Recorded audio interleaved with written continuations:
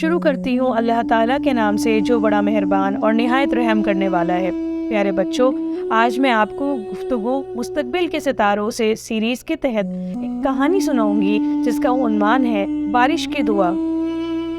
شگوفی اپنے امی ابا کی دوسری اولاد تھی۔ ایک بڑی اور ایک چھوٹی بہن کا ساتھ تھا۔ والدین کو اپنے تینوں بچیاں نہایت ہی عزیز تھیں۔ ابا دکان سے دوپہر کا کھانا کھانے گھر پر آتے تو سب سے پہلے اپنی بیٹیوں کو آواز دیتے، اور اگر کوئی تینوں میں سے نظر نہ آتا تو فوراً اس کے بارے میں پوچھتے کہ کہاں گئی۔ اسی سبب ابتدا سے سب کو ساتھ میں ہی دسترخوان کی عادت ہو گئی تھی، اور اب تو یہ عالم تھا کہ چاہے جس قدر بھوک لگی ہو، لیکن جب تک ابا گھر نہ آتے کوئی کھانے کے قریب بھی نہ جاتا۔ چھوٹے سے گھر میں پیار و محبت بھرا ماحول تھا، سب ایک دوسرے سے بے پناہ محبت کرتے۔ والدین نے بچیوں کی تعلیم کا بہتر انتظام کیا تھا۔ دنیا کی تعلیم کے ساتھ ہی دینی تعلیم کی بھی مکمل فکر تھی۔ صبح میں اسکول اور دوپہر میں گھر کے سامنے موجود مسجد میں عربی کی تعلیم دلوائی گئی تھی، اور ماں کے دینی ہونے کے سبب گھر کا ماحول مذہبی تھا۔ چھوٹی عمر سے والدہ نے لڑکیوں کو نماز و قرآن کا پابند کر دیا تھا۔ شگوفی بڑے ہی سادہ اور بھولے مزاج کی لڑکی تھی، جسے ہر ایک سے محبت اور ہر مصیبت زدہ کی مدد کرنے کا جنون سا تھا۔ جتنا اس سے ممکن ہوتا وہ اتنی مدد ضرور کیا کرتی، لیکن بعض اوقات اپنی انہی عادتوں کے سبب بڑی بہن زویا اور امی سے ڈانٹ بھی سنا کرتی، کیونکہ ان دنوں شہر میں ایسی کئی وارداتیں پیش آ چکی تھی کہ جہاں مدد کی طلب میں کچھ فریب کاروں نے لوگوں کو لوٹا اور نقصان پہنچایا تھا۔ اسی وجہ سے امی ڈرا کرتی کہ کہیں میری بچی کسی مصیبت میں مبتلا نہ ہو جائے۔ ابا بھی کئی دفعہ اس بات کی تصدیق کر چکے تھے کہ ان کی پیاری اور دلاری بیٹی شگوفی عمر کے اعتبار سے تو بھلے ہی بڑی ہو رہی ہے، مگر ابھی بھی اس کی نادانیاں، بھولاپن، بچپنا اور معصومیت برقرار ہے۔ شگوفی کو ابتدا سے مخلوق خدا سے اور خصوصاً بے زبان جانوروں اور پرندوں سے کافی محبت تھی، کیونکہ ماں نے اسے بچپن سے ان باتوں کا درس دیا تھا۔ اور یہ بات تو حق ہے کہ بچے اپنے والدین کو جیسا کرتے دیکھتے ہیں ویسی ہی عادتیں اختیار کرتے جاتے ہیں۔ شگوفی نے اپنی امی کو بچپن سے ہی ایسا کرتے دیکھا۔ جب بھی کوئی چوٹ زدہ پرندہ گھر کی چھت پر یا ادھر ادھر کہیں بھی نظر آتا، امی اسے اٹھا لاتی، یا گھر کے آس پاس کوئی کتے کا بچہ یا بلی ناساز حالت میں دکھائی دیتے اسے لے آتی، اور اس کی تیمارداری اس وقت تک کرتی جب تک کہ وہ بہتر نہ ہو جاتا۔ اسے دوا لگاتی، پٹی باندھتی، وقت پر کھانا اور پانی دیتی، اور شگوفی امی کے ان کاموں میں بچپن سے ہی ان کی مکمل شریک کار بنتی گئی۔ اب جب تک اس بیمار بے زبان کو قرار نہ آتا، یہ دونوں ماں بیٹی بھی یوں ہی بے قرار رہتی، اور جب تک وہ کچھ کھا نہ لیتا، ادھر بھی کھانے کا لقمہ منہ میں نہ ڈالا جاتا۔ اب ان کی تیمارداریوں کا چرچا اس قدر ہو گیا تھا کہ اگر کسی کے گھر میں یا اس کے قریب کوئی جانور و پرندہ ایسی حالت میں نظر آتا تو لوگ آ کر شگوفی کے گھر دے جاتے، اور پھر امی کا اسپتال کھل جاتا، اور یہ مہم اس وقت تک چلتی جب تک وہ پرندہ پرواز کے قابل نہ ہو جاتا اور جانور چلنے کے قابل۔ کبھی کبھی لوگ ان باتوں کا مذاق بھی بناتے، جس پر شگوفی مایوس ہوتی، لیکن امی اسے یہ کہہ کر سمجھاتی کہ بیٹا، خدا دیکھ رہا ہے اور وہ ہمارے ان اعمالوں سے ضرور خوش ہوتا ہوگا۔ یہ ان دنوں کی بات ہے کہ رمضان کا مبارک مہینہ چل رہا تھا، سحری کا وقت ختم ہو چکا تھا اور سبھی نماز فجر کے لیے مسجد کی سمت روانہ ہو رہے تھے۔ شگوفی بھی تلاوت کلام پاک کر کے نماز پڑھنے کے لیے اٹھی۔ نماز سے فارغ ہو کر کمرے کے آگے موجود بالکنی میں دعا کرنے کے لیے گئی۔ رمضان کے دنوں میں اس کا خاص معمول تھا کہ جب نماز اور تلاوت سے فارغ ہوتی تو بعد نماز فجر اسی طرح دعا کیا کرتی، اور اس وقت تو بارش بھی ہو رہی تھی۔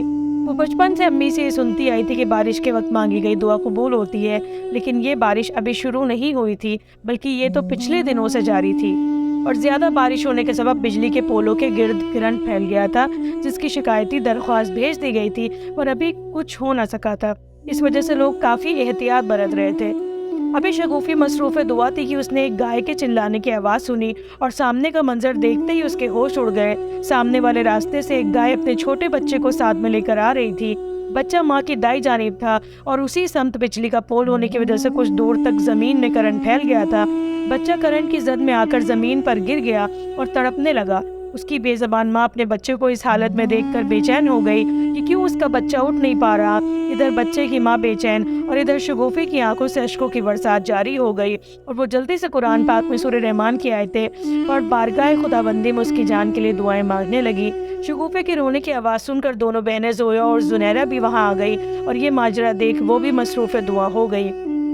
اسی وقت نماز مکمل کر لوگ مسجدوں سے اپنے گھروں کو جانے لگے، لیکن کسی نے بھی اس بے زبان کو بچانے کا خیال نہیں کیا۔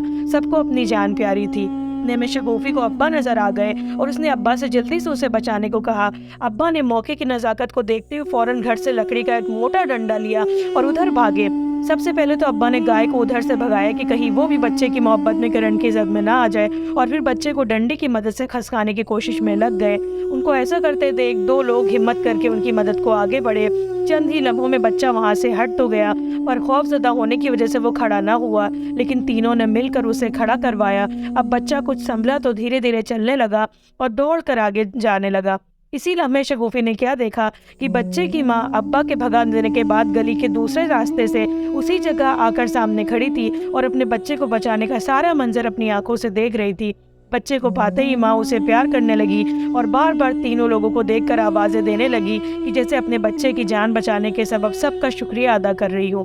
وہ ایک بار اپنے بچے کو دیکھتی اور دوسری بار لوگوں کو، اور پھر اپنے بچے کو ساتھ لے کر جانے لگی۔ باقی سارے لوگ کنارے کھڑے ہو کر تماش بینوں کی طرح سب دیکھ تو رہے تھے، مگر انہیں اپنی جانوں کی اس قدر فکر تھی کہ اس کے آگے انسانیت کو ہی فراموش کیے بیٹھے تھے، اور یہ بھول گئے کہ نماز تو انہوں نے ضرور پڑھی مگر اس کا حق ادا نہ کر سکے۔ ادھر آج شگوفی کو اب تک گودان کا وہ قصہ اچھی طرح سمجھ آ گیا تھا کہ کیوں حوری اور اس کے گھر والوں کو اپنی گائے سے اس قدر محبت ہو جاتی ہے، اور وہ اس ایک گائے سے اپنے کتنے خواب وابستہ کر لیتے ہیں۔ حوری کا سب سے بڑا خواب ہی اپنے گھر کے آگے ایک گائے باندھنے کا ہوتا ہے، اور جب اس کی موت واقع ہوتی ہے تو ان کے گھر میں کس طرح صف ماتم بچ جاتی ہے۔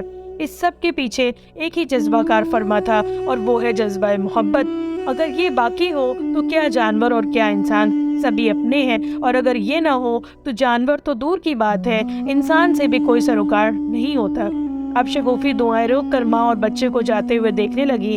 ممتا کا اتنا حسین منظر دیکھ اس کی روح کو اتنی فرحت نصیب ہوئی، اور وہ آج اس حقیقت سے اچھی طرح واقف ہو گئی کہ انسان ہو یا جانور، ماں تو بس ماں ہوتی ہے۔ اپنی استطاعت سے بڑھ کر اپنی اولاد کو سب کچھ دینا چاہتی ہے، اور وقت آئے تو اپنی جان دینے سے بھی گریز نہیں برتتی۔ اس لفظ ماں کی تشریح و تفہیم کس طرح ممکن ہو سکتی ہے؟ اس کا مرتبہ اس درجہ بلند ہے کہ یہ دیکھ کر تو خدا نے سب سے افضل اور اعلیٰ مرتبہ رکھنے والی جنت کو ماں کے قدموں میں ڈال دیا۔ ماں کی دعائیں تو میلوں دور سے اپنے بچے کو تحفظ فراہم کرتی ہیں، تو پھر یہ کس طرح ممکن تھا کہ اس ماں کے سامنے اس کا بچہ اتنی بڑی مصیبت میں مبتلا رہ جاتا؟ شگوفی کو امی نے بچپن سے یہ درس دیا تھا کہ بارش کے وقت مانگی دعائیں قبول ہوتی ہیں، اور آج یہ بات دلیل کے ساتھ ثابت بھی ہو گئی۔ اب شگوفی اپنی اشک بار آنکھوں سے اپنے اللہ کا شکر ادا کر رہی تھی کہ اس پاک ذات نے کس طرح وسائل پیدا کر اس ماں کو اس کی اولاد دوبارہ عطا کر دی، اور رمضان کے اس مبارک اور پاک مہینے پر اس کی عقیدت کو اور مستحکم کر دیا۔ ابھی تک تو اپنی امی کی وجہ سے وہ ان بے زبانوں کا خیال رکھا کرتی تھی، لیکن آج ابا کے اس عمل کے سبب اس کے دل میں بے زبانوں کی مدد کرنے کا جذبہ اور بلند و بالا ہو گیا کہ خدا نے ہماری تخلیق محض اپنی خاطر زندگی گزار دینے کے لیے نہیں کی، بلکہ دوسروں کے کام آنا بھی اسی زندگی کا حصہ ہے، اور مذہب انسانیت سے دور رہ کر ہم کبھی اپنی زندگی میں کامیاب نہیں ہو سکتے، گویا ہم کتنے ہی عبادت گزار کیوں نہ ہو۔ انہی سوچوں میں مبتلا شگوفی یہ سوچ رہی تھی کہ اسے ہمیشہ یہ لگتا تھا کہ اس کی دعائیں قبول نہیں ہوتی، لیکن آج چند لمحوں پہلے اس کی مانگی دعا کو شرف قبولیت حاصل ہو چکی تھی۔ ایک ایسے دور میں جہاں لوگوں کو اپنے لیے مانگنے سے فرصت نہیں، وہاں اس کی معصومیت ایک بے زبان جانور کے لیے اتنی شدت سے دعا مانگنے پر مجبور کرتی ہے، اور اس کی قبولیت پر اسے ایسا لگتا ہے کہ اسے ساری خوشی نصیب ہو گئی۔ بہت شکریہ۔ اگر سن کر اچھا لگا ہو تو اپنے تاثرات کا اظہار ضرور کریے۔ جلد ملتے ہیں ایک نئے موضوع کے ساتھ، تب تک کے لیے خوش رہیے، سنتے رہیے، پیار بانٹتے رہیے۔